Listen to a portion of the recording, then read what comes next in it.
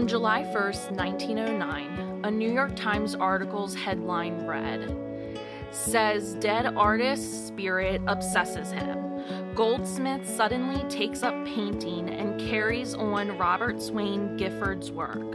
Hears a strange voice, strains of weird music, too. Come to him as he visits scenes familiar to the artist.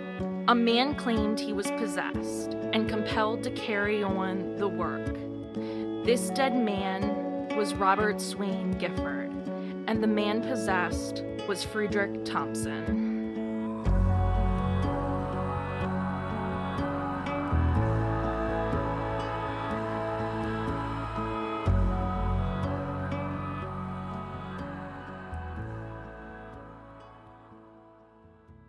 Welcome to another episode of Hosting Evil. I'm Jess. And I'm Emily, and today I have a super wholesome case to share. Oh, fun. Thank you, Emily. Okay. Robert Swain Gifford was born in 1840 on an island in Massachusetts, the Elizabeth Islands to be exact. It's very important to the story that we know the location of these islands, the general look at them. So, it's that Cape Cod, like hoity-toity, but, rocky beaches, wispy trees that blow, beautiful, but, like a very specific kind of seashore area. So later in life, the artist Gifford, he lived in Fairhaven in New Bedford. He was tutored by a maritime painter when he was very young, so that was the general style that he took on. Gifford, he had a studio in Boston, and then he established another studio in New York City in 1866. So he was artistically talented, but also he was making a name for himself, and he was around great artist groups of the times. He even had like a connection to the founder of Tiffany lamps. Ooh, yeah, swanky. So swanky, yes. He was a traveler. In 1869, he traveled to Washington, Oregon, and California to sketch. He then took an extensive tour abroad to England, France, Spain, Italy, Morocco, and Egypt. My God, I'm jealous. Wait, so did he do landscapes? Is that what his thing was? Yes. So his general style was landscape. He did do, like some people and items, but that was his most common form. And some years later, he went on another trip abroad to Corsica, Algeria, and parts of North Africa that at that time even weren't commonly visited by tourists. So I just think that's really interesting, like the kind of places that he went to. Yeah, that's neat. And he would make a final visit 10 years later to the Middle East. So during his life, he taught art, he won medals, and he exhibited at a number of like the great exhibitions. He was married to a woman, Frances Eliot, and she was the daughter of a lawyer and statesman. So, he's very established. Gifford was successful, not extremely famous, but well known during his lifetime, which, isn't always the case for artists. He and his wife, they had 5 children together. They seemed to be very happy, although it was a great shock when Gifford died, January 15th, 1905. And so he would have been, I'm going to do the math, 65 years old. So he was young. Young, I guess, maybe. He was young, Emily. Okay, fine. Right now. Maybe not for that time period. He wasn't young. But nowadays, yes, we would say he was young. There's not a great deal known about his death, although it was a shock. So he wasn't sick or anything? It didn't have like a chronic but there was illness. A shock to his family. Yeah, it wasn't like they were like expecting knowing it. So now let's meet Frederic L. Thompson, our man possessed. So there's not even less is known about Thompson, especially his early life. Some articles called him a metal worker. There were other times where he was called a goldsmith, which is what the New York Times had said. So it does seem like he had some type of artistic talent. Oh, for sure, yeah. But painting art was not it. Was not his medium, was not his choice. And in fact, I think they said like the only time that he even did anything similar was when he would sometimes have to engrave one of his pieces. So, you know, not using like fine tools, nothing like that. It's not just something you can just pick up either. You know? No. So, again, we don't know a lot about him, but we do know that he was married to a woman named Carrie, and Carrie is relevant to the story. She's a good little wife. I liked Carrie. So, Thompson did meet Gifford, though. He had met him once in New Bedford, Massachusetts, when Thompson was visiting. That's where Gifford was living at the time. And I did see two conflicting somewhat pieces. One said that Thompson had reached out to Gifford to ask him for like a recommendation for Tiffany Glass Company. And then there was another source that had suggested that Thompson had just shown Gifford like some of his metal pieces. So, you know, did Thompson know Gifford? Yes. Were they friends? No. Were they acquaintances? Probably not. No, and it doesn't even sound like he had like a huge affinity for this guy, that he was just more like, oh, right, you do this, let me ask you about. Yeah, exactly. Yeah, exactly. So all of this is incredibly interesting when Thompson would later report that about 6 months after Gifford's death, he began to have extreme and tremendous urges to paint images of nature and landscape that he had felt he had never seen before. And actually, he didn't even know at this point that Gifford was dead. Oh, really? Yes. So 6 months after Gifford died, so June 1905, that summer, Thompson starts having this urge, this like push in him to paint. He also started to experience hallucinations or visions of landscape and trees that were, it's like it was so specific that he knew that it was something real, but it was also like these were places that he couldn't identify. Well, he wasn't a world traveler, it sounds like. No, yeah, like that's the thing. There's no proof that he was going all over the place. And I mean, we do know, like, yeah, he had gone to Massachusetts, that areas that match the general style that he's envisioning, but it's not like, you know, he knew the mount that was appearing in his eyes, appearing in his mind. He was experiencing these hallucinations or visions, and it led him to start painting. And so, as I mentioned before, this medium of art and style were completely unnatural to him, but he felt incredibly natural doing it. Wow.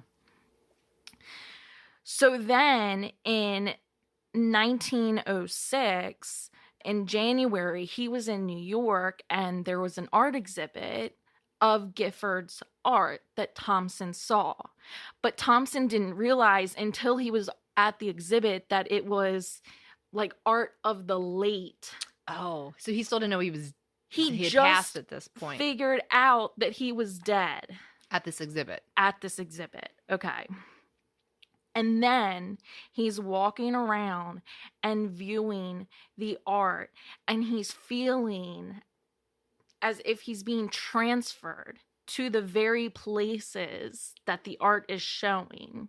My gosh, I wish that could really happen in real life. Right? And everything in his mind's eye, like everything that's going on in his mind is like expanding the art, which, by the way, I went to the Vincent van Gogh art experience. Yeah. And there was a VR component to it.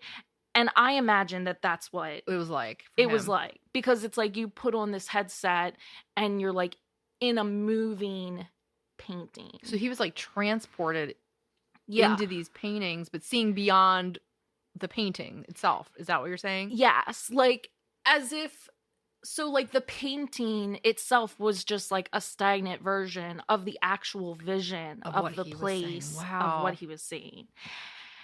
And while he was there, he heard a voice say to him, "You see what I have done. Can you not take up and finish my work?" Are we sure he wasn't on mushrooms or something? Well, I mean, it's what, 1905. So, I mean, yeah, they were like curing everything with like cocaine and morphine back then. Yeah. But hey, there's no sign that he had any, like previous back pain that he was being prescribed something for. Like oxycodone or something. Yeah, no. Like nothing like that. But he was moved because it was like, like he's being washed over with like these feelings and thoughts and sights that are not his, like are not organically his own. Like, what if you woke up tomorrow with like memories that belong to someone else, right? Yeah. So, this desire to paint these things then became a compulsion. And he would sometimes tell his wife, Carrie, like, Gifford wants to sketch. So he basically, at this point, was kind of accepting, like, he kind of thought that he had an alter ego. That's where he went with it. Not That's that where he he was went being with it. visited by his ghost or something. Well, yeah, actually, I'm glad you brought that up, because this is at the point where like spiritualism was really big, seances, like stuff like that, the belief in like contacting the dead. Thompson didn't believe in any of that, and actually he hated it. Oh, so he was a skeptic. He was totally a skeptic of spiritualism. And they make the greatest ones to do this the skeptics, right, exactly. So he was totally against it, and he was beginning to feel like he was crazy. Yeah, that's the natural inclination. Yeah. And at the same time, his private life is suffering because of this like compulsion. Oh, because he's not doing his own work. And he's losing money because he no longer can even focus on his daily work of like being a goldsmith or being a metal worker. So that's where you get some credibility. Like, why would someone blow up their own life for this nonsense? Exactly. So he actually visited 2 physicians and was diagnosed as just paranoid. But he was like still looking for answers. So then he decided to approach a doctor, and this is Dr. James Hervey Hyslop. So Dr. Hyslop was an established psychical researcher, psychologist, and he was actually a retired professor from Columbia at this point. He was trying to connect psychology to the paranormal. Which, I'm surprised no one has done that up until this point, because you would think that there is a connection if these things happen. Right? Yeah. So just to be clear, that psychical research is the investigation of phenomena that appears to be contrary to physical laws and that suggests the possibility of mental activity existing apart from the body. I love it. Right? It's also known as parapsychology. Damn, I should have went into school for that. So at this point in Dr. Hyslop's career, he's studying the phenomena of mediumship, and he's deciding that his answer for Thompson was to go meet someone, because it is important to note. So like Dr. Hyslop was a little bit, I wouldn't say concerned, but he was definitely questioning, is this legit? The validity of it. Like the legitimacy. Because theoretically, so at one point, Thompson was painting large landscape paintings and selling them. Oh, so he started capitalizing off of this. He's capitalizing off the skill, and he's making money off of it. See, I would go with immediately, like, my reaction is that he's channeling this guy. Maybe. That's my... Yeah. As of right now. Yeah.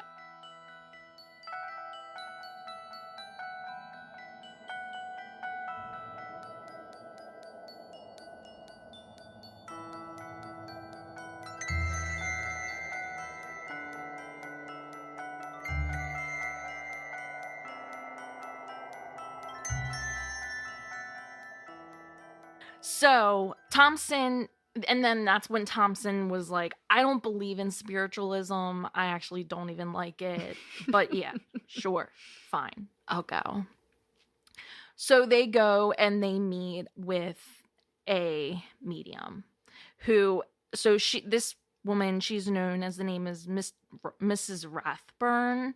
So this was like that time period where there were like, there's probably like a medium on every corner, you know, or maybe it's kind of like the fortune teller shops. I'm thinking like the crystal ball with like the doily right? tablecloth. Like probably like that. But so this is like at the height of like seances and all of that. It probably They're even everywhere. post the height of like seances and all of that, you know, like that was really big in the United States, like post Civil War. Like everybody's trying to contact the dead. Sure. Everybody's got a message to pass along. Or to get. Yeah, or to get, right? So they sit down and then they meet with Mrs. Rathburn. Excuse me. So they sit down and they meet with Mrs. Rathbun. It's a weird name. She could not provide the artist's name, but she was able to describe the late artist. So she's sitting there with Thompson and Dr. Hyslop. She then went to describe this landscape scene of these gnarled trees on a coast. And this was actually an image that Thompson had previously detailed to Dr. Hyslop. And it was kind of like haunting him because he couldn't figure out where it was. Like where this was. Yeah. So this meeting, Dr. Hyslop's like, okay, you know, we got some info, but it's not quite enough. And clearly something is still going on within Thompson. So then they go and they meet with another medium whose name is Minnie Soul, or maybe Soleil. So she's very famous. She comes up a lot in mediumship stories from the early 1900s. And so her spirit communicator, Sunbeam. Wait, this is her like guide that transmits info to her? Mm-hmm. Sunbeam Immediately recognized the presence of Gifford and could provide specific information about his personal habits, information about his studio. She talked about recent paintings that he had done just before he died. And she also mentioned that specific scene with the gnarled trees. So two mediums are now kind of like, they're both basically, they're seeing Gifford, right? Like they're acknowledging seeing his work, Gifford's his presence, yeah, private life. Exactly. And he's there, like he's speaking to them, to their communicator. So there's something there, right? Like it's, I mean, I guess I can't say whether you believe in it or not, but I'm believing that he's there. Oh, for sure he's right? there. He's there. So Thompson then went and met with Gifford's widow, and he visited his studio, and he was shocked to see that there were 3 paintings that the wife said Gifford had completed like really not long before he died that were like exactly identical to ones that he had sketched himself as a result of his hallucinations. Jeez. And then, so the summer of 1907, Thompson is kind of like going around and visiting all of Gifford's favorite places and seeing these locations that had originally like pushed into his brain and told him to paint. Wow. So he's actually seeing them now for firsthand. Yeah, like what See they how really accurate. are. Yeah. And I also think that like prior to the two mediums, for Thompson, the issue was kind of like, I think it was like, what's going on with me? Am I don't really crazy? know. Am I crazy? Why do I have a skill that I didn't have before? Because if you're a skeptic, you could probably chalk that up to, I'm already artistic. Maybe I just did it. But I think when you start getting some validation to what you're experiencing, his brain is probably now turning. Yes. And I think that it kind of went from like, oh my God, this is scary, to like, Holy shit, this is okay. cool. Yeah, this is cool, right? Like, holy shit, this is cool. Yeah. So there was actually one day when he was out and he was looking at, these landscapes and these bits of nature, and the voice in his head said, "Go look on the other side of the tree," that he was standing by. And on the other side of this tree, he found Gifford's initials carved into it and dated 1902. Holy crap. And so I think that's crazy. That's insane. Right? And so 2 months later, Thompson actually went back to that location and took Dr. Hyslop with him. But Dr. Hyslop concluded that the initials were too old and weathered to have recently been carved, and that Thompson was playing a trick. So there is still like some questioning of the legitimacy of everything. But for Thompson, he's like, okay, I'm not crazy. I'm just possessed by this dead artist. Like, yeah, right? I can handle this. So he was okay with it. Yeah. I think so. So in early 1908, he's creating and selling these large paintings. And there's actually, he wasn't making it a big deal though. He wasn't running around and being like, this is Gifford lives on or anything. And that's what I would have done. Well, yeah, right. And he wasn't attaching the dude's name. Because he's the one doing it. Yeah, exactly. But he was also kind of like secretive about it because maybe he didn't want people to think like he is crazy. Or maybe he felt guilty that he was, Yeah, like and I don't know the art world, so I guess I don't know if they were like worried about, copywriting infringement back then, but yeah. And there are art critics that they all agree that there's distinct similarities in their art. Like that is undeniable. Yeah, if you have that eye, you're going to be able to pick up on that between the two.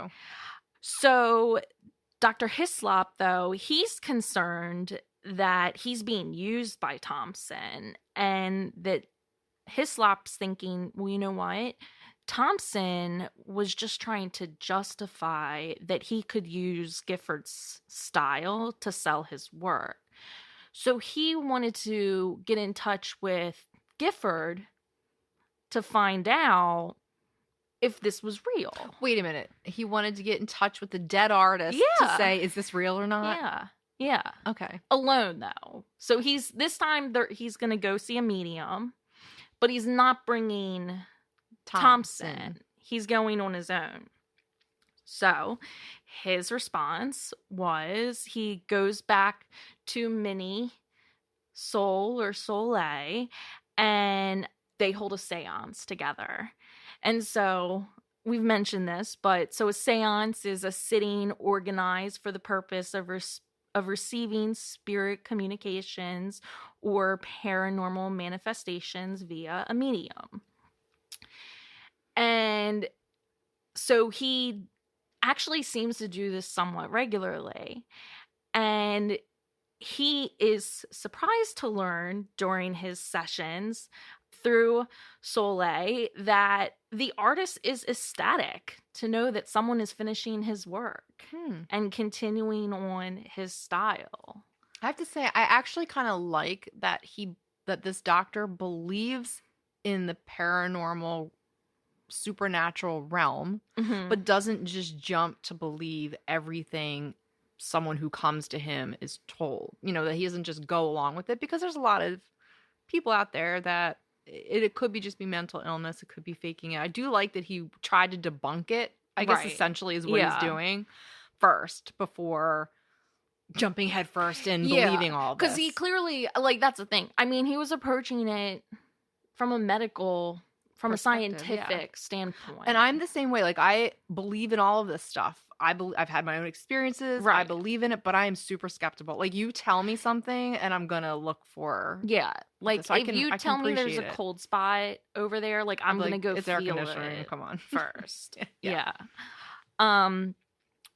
But then there was this one moment where there was kind of an issue, and that was during a session in July of 1908. And Gifford came through and said that he had sent Thompson a dream of the angel of death.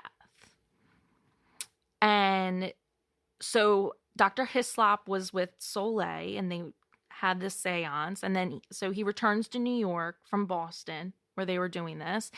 And he was approached by Carrie, Thompson's wife, who said that she was worried about her husband because he had a dream of death. Oh. Right? It's a little bit more than just a coincidence there. Right?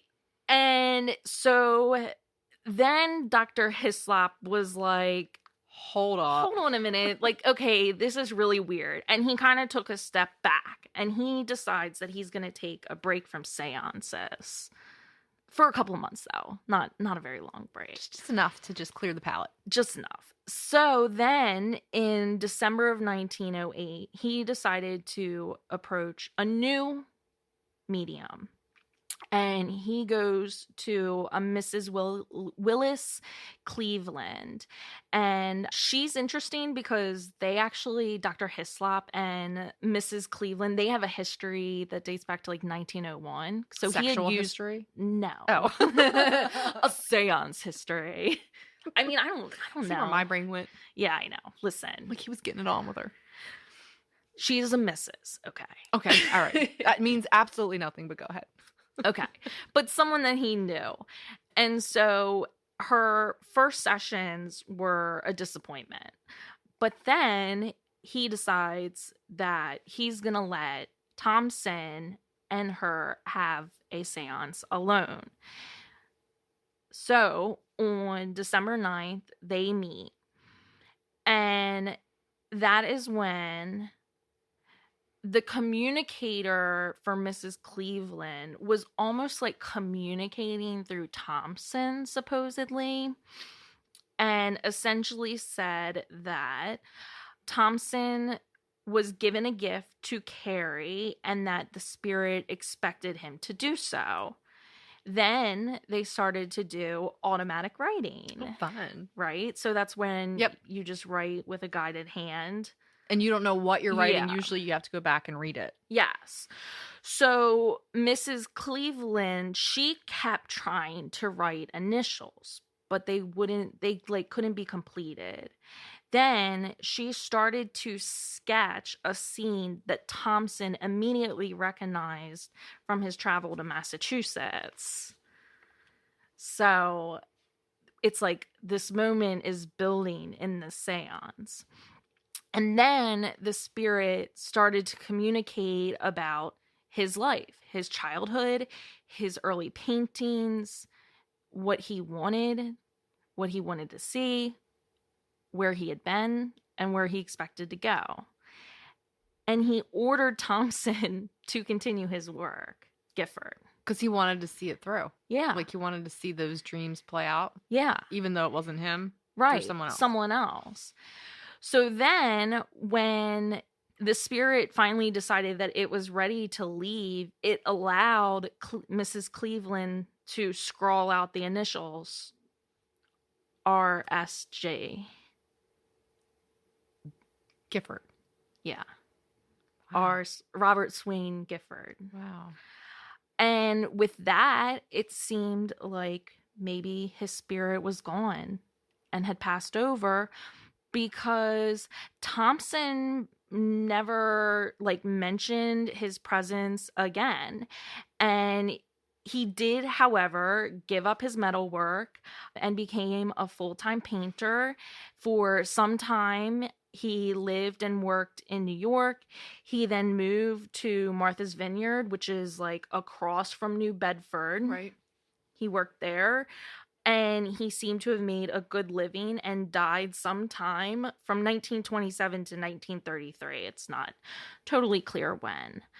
Meanwhile, Dr. Hyslop was convinced that he had found a legit case of what he called spirit obsession in Frederic Thompson by R. Swain Gifford. And he considered that it could have been all faked, but he said that he had to acknowledge that Thompson had not previously possessed these artistic talents before the death of Gifford, and the fact that he sat with so many mediums himself and learned information about Gifford, there was like, he kind of just believed he couldn't be faking it. And of course, you know, there's criticism. There's the criticism of like parapsychology and all of that. But like, I gotta say, like, to suddenly have a whole new artistic talent, like, that sounds pretty legit. Yeah. Like, can you imagine? Why can't that happen to me? So, and I think, so I have this quote from Hyslop. This is like from one of his books where he says, superficially, at least, all the facts point to the spiritistic hypothesis. Whatever perplexities exist in regard to the modus operandi of the agencies affecting the result. So I think, this is my personal take, I think Thompson probably developed, maybe he always had it, maybe sometimes he just never knew, but I think he became a medium in this sense and was receiving communication directly from Gifford. I mean, when you talk about possession, I don't think good spirits do that to people. Like, I don't think they completely take over them. Yeah, so that's almost like why you say like obsession. Yeah. And I don't even think the guy was even obsessed. Like, I don't think he sought it out. I think he just became a medium. And I think that happens sometimes, is maybe you already have that and you don't acknowledge it, but this became too much. So he tapped into it. Yeah. Remember? Because he was like having those visions, I would say, of these landscapes. And I think he could have ignored it and he didn't. And I think when he tapped into it, he became a medium for this guy to communicate through. And he said that he could he could smell. Like, he could smell the atmosphere as if he was there. That's what mediums do.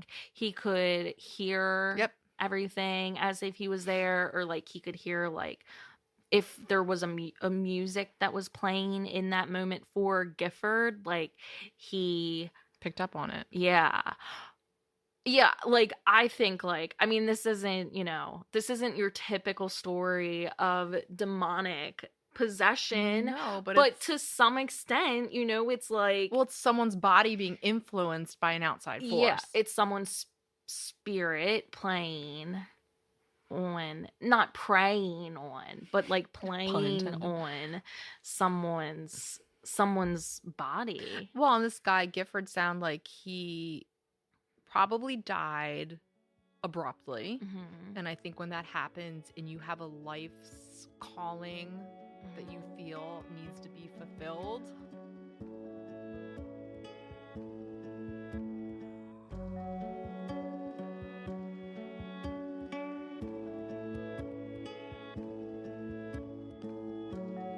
thanks so much for joining us on this episode of Hosting Evil. For more information on this case and others, you can visit our website at hostingevilpodcast.com. And don't forget to check us out on social media at Hosting Evil Podcast. Until next time, I'm Jess. Peace, love, and light. And I'm Emily. Keep fighting those demons.